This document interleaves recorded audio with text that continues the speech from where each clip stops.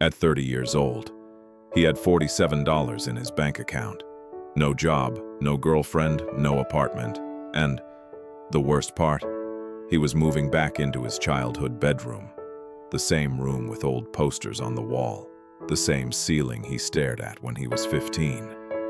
That night, he lay in the dark, silent, staring up, and he asked himself one question.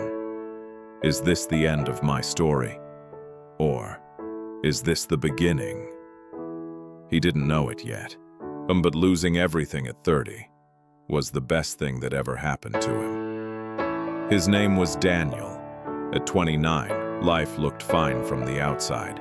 He had a corporate job, a decent apartment, a long-term relationship, weekend dinners, smiling photos online. But inside, he was exhausted. He hated Mondays. He felt stuck. He was living a life that looked successful, but didn't feel meaningful. Then it happened. The company downsized. His position was eliminated. Just like that. No warning, no backup plan. 2 weeks later, his girlfriend sat across from him and said, "I need someone more stable." That was it. She left. In less than a month, Daniel lost his income, his relationship, and his home. He packed his things into boxes, loaded his car, and drove back to his parents' house. At 30 years old, he felt embarrassed, ashamed, behind. His friends were getting married, buying homes, posting promotions, and he was starting over. One night at 2 a.m., Daniel sat on the edge of his childhood bed. The room felt smaller than he remembered. His phone glowed in the dark. He scrolled through social media. Everyone seemed ahead. Everyone seemed happier. He felt like a failure. He whispered, "How did I mess this up?" That was his lowest point. But something changed. Instead of blaming his boss, instead of blaming his ex, instead of blaming the economy, he asked himself a different question.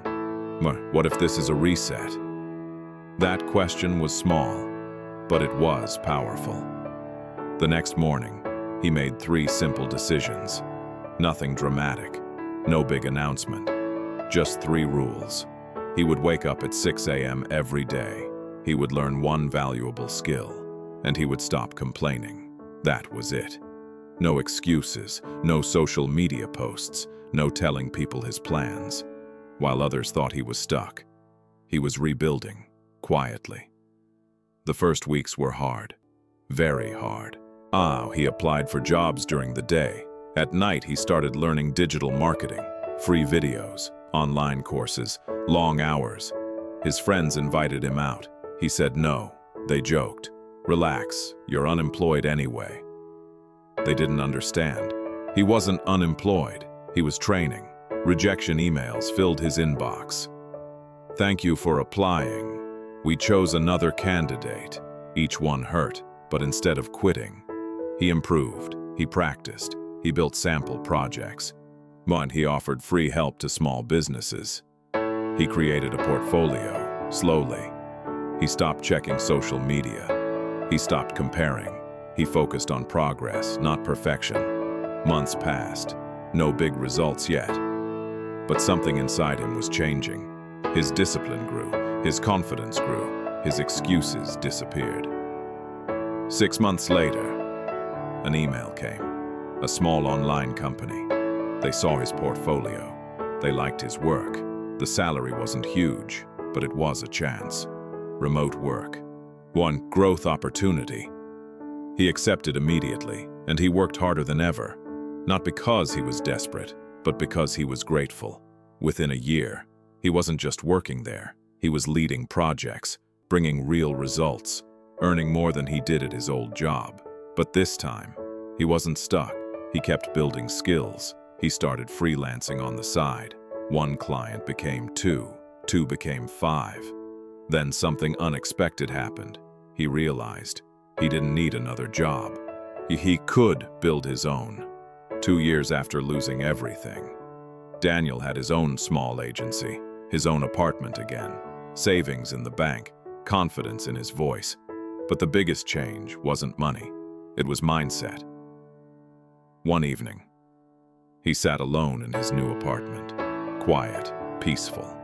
He thought about that night at 30, the night he felt like his life was over. If he never lost that job, he would still be comfortable, but stuck. If she never left, he might have stayed average. Comfort feels safe, but comfort can trap you. Losing everything removed his comfort, and that forced him to grow. Here's the truth. Rock bottom doesn't destroy you, it reveals you.